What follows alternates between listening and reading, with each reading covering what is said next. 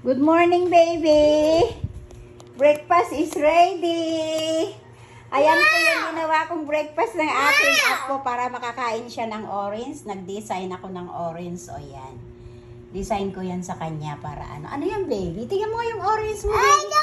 Ayaw mo.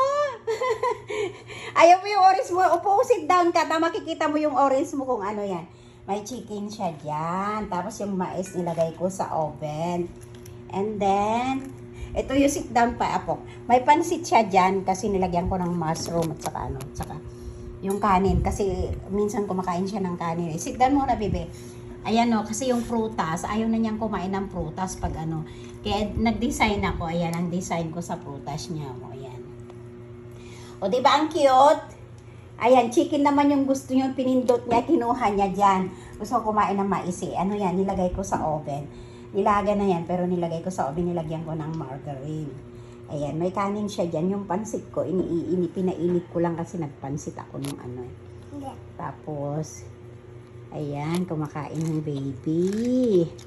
Ayan, ayan yung ano, yung design ko sa kanya sa orange. Ayan, diba? May kamay na din siya. Sa ano. Ano yung baby? What happened, baby? Ha? Ito? Spoon? You want a spoon?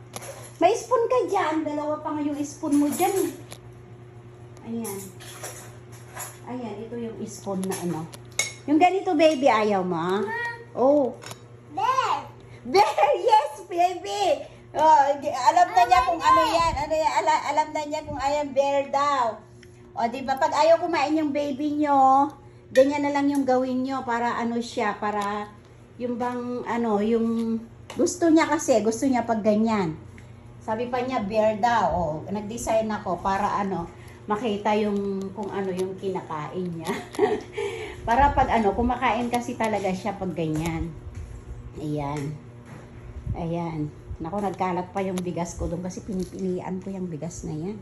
Ang daming ano. Ayan, maano siyang kumain.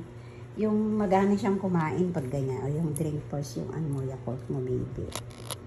Ayan, ganyan. Ganyan, magana siyang kumain pag ano. Alakain ka muna, bibe.